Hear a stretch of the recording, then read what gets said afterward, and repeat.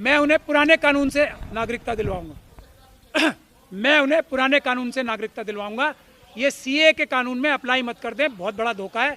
उनकी नागरिकता मिलने की उम्मीद जो ये अभी 11 साल से कम करके 6 साल बता रहे हैं ना, धोखा जिंदगी भर के लिए खत्म हो जाएगी। मैंने आपको अभी एग्जाम्पल देके बता दिया है। बिल्कुल चिंता करने की बात नहीं है। कोई भी शेड्यूल कास्ट शेड्यूल ट्राइब का भाई या बहन भारत में नागरिकता चाहता है तो वो मेरे ऑफिस आ जाए, हम उसे फ्री ऑफ कॉस्ट नागरिकता दिलवाएंगे। जो सरकार दिलवा रही है, सरकार में अप्लाई मत करना, अगर कर दिया तो फिर मैं भी नहीं दिलवा पाऊंगा।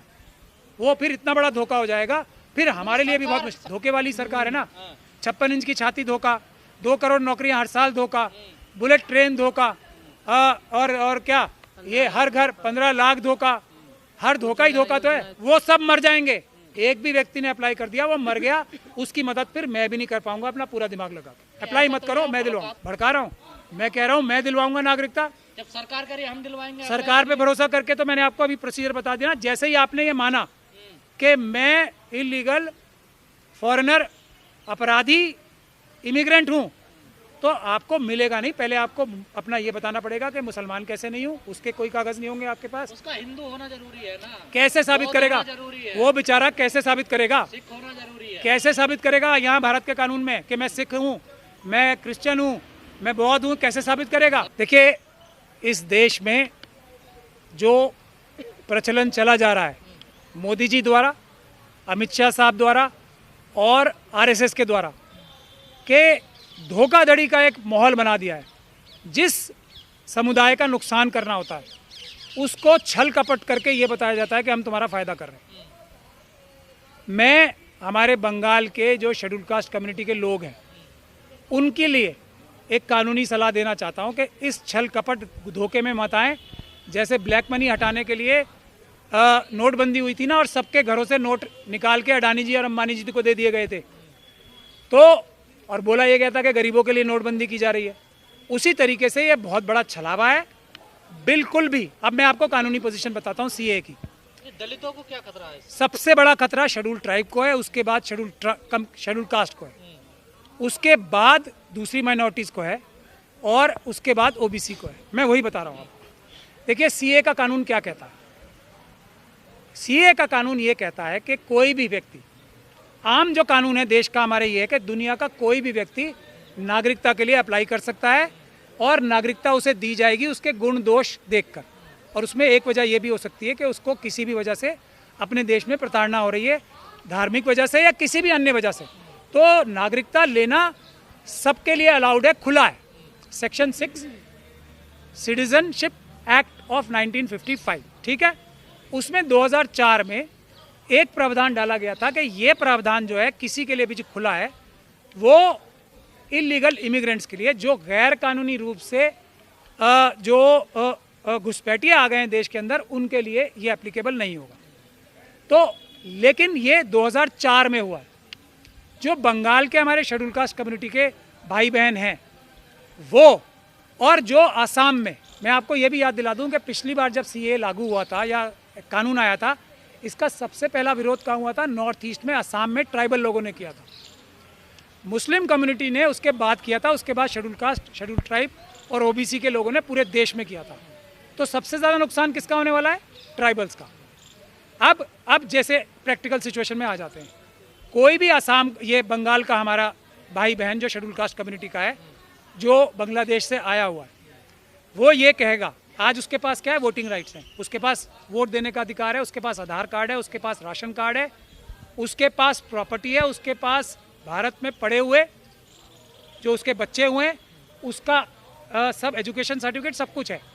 उससे पहले भी एक कानून है, 1989 से पहले कोई भी व्यक्ति भारत के अंदर पैदा हुआ तो 89 से पहले पैदा हुए हुए सभी लोग तो भारतीय नागरिक ऑटोमेटिक हो गए।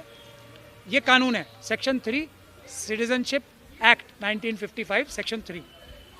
तो अब जो व्यक्ति भी इस धोखे में आके अमित शाह जी के और मोदी जी के अप्लाई करने जाएगा, वो क्या बोलेगा पहले? कि मैं, ये सीए का कानून लागू होता है इलीगल इमिग्रेंट्स पे, यानी कि गैर कानूनी घुसपैठियों पे। तो ये जो भारत के नागरिक हैं हमारे बंगाल के भाई बहन, वो पहले जाके क्या बोलेंगे? कि मैं एक गैर कानूनी घुसपैठिया हूँ, जो कि वो नहीं है, वो भारत के नागरिक हैं, अभी वोट दे सकते हैं। वोट देने का अधिकार सबसे बड़ा सबूत है भारत की नागरिकता का। तो वो खुद अपने मुंह से जाके बताएंगे कि मैं भारत का नागरिक नहीं हूँ, मैं एक गैर कानूनी घुसपैठिया हूँ। अब जब वो गैर कानूनी घुसपैठिया हो गया, उसका क्या अंजाम होगा? पहला उसका गया वोटिंग तो वो राइट, कहेगा क्यों जब वोटिंग अप्लाई करेगा ना, तो नागरिक तो है ना वो। तो फिर किसको जा, नागरिक नहीं है वो जाएंगे ना। देखिए कोई ऐसा व्यक्ति है ही नहीं बंगाल में, मैं यही तो कह रहा हूँ आपसे, एक व्यक्ति ऐसा नहीं है जिसके पास वोटिंग अधिकार ना हो। खास तौर पे शेड्यूल कास्ट कम्युनिटी का एक व्यक्ति ऐसा नहीं है। पर ये तो नागरिकता देने का कानून है मैं सर। जब जो नागरिकता है ही उससे लेने का कानून है, मैं आपको बता रहा हूँ ना। जिन लोगों को नागरिकता नहीं मिली हुई है उनको नागरिकता मिलेगी। देखिए तमाम लोग दिल्ली में भी तो है ना ऐसे। देखिए तमाम लोग दिल्ली में हैं, मुझे बता दीजिए एक भी व्यक्ति ने आज तक अप्लाई किया और उसे मिला हो? तो अप्लाई करेंगे ना। दो लोगों का एग्जांपल दे सकता हूं मैं सीए के बावजूद।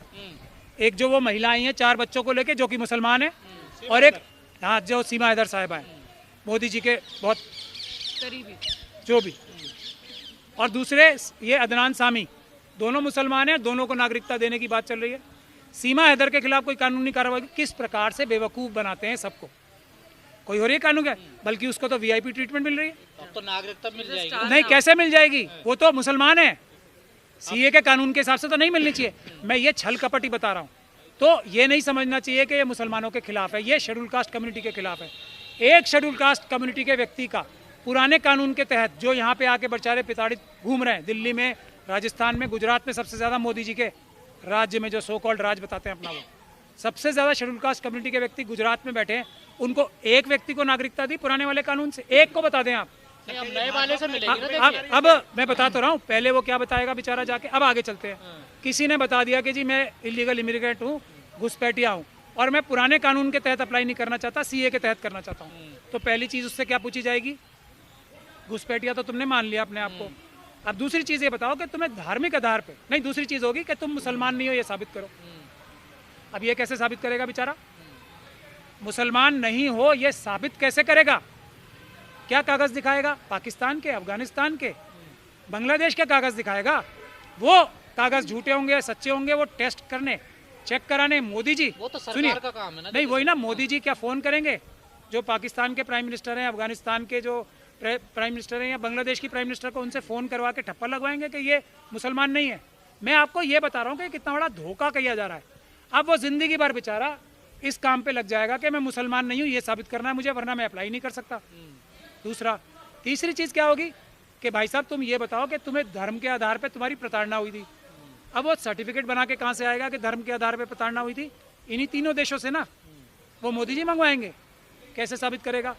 तो अब 3 चीज़ें हो गई, उसको लात मार के सिटीजनशिप की एप्लीकेशन रिजेक्ट करने की। चौथी चीज़ आ जाइए, मोदी जी ने पाकिस्तान की ISI और दूसरी एजेंसी से मिलके ये तय किया है, ये अंडरस्टैंडिंग हुई उन्हें कि मेरे राज में, जब 2014 के बाद मोदी जी का राज आया है, उसके बाद शेड्यूल कास्ट कम्युनिटी के साथ आप प्रताड़नाएं खूब करो, हिंदुओं के साथ, क्रिश्चियंस के साथ, बुद्धिस्ट के साथ, सिखों के साथ खूब प्रताड़ना करो।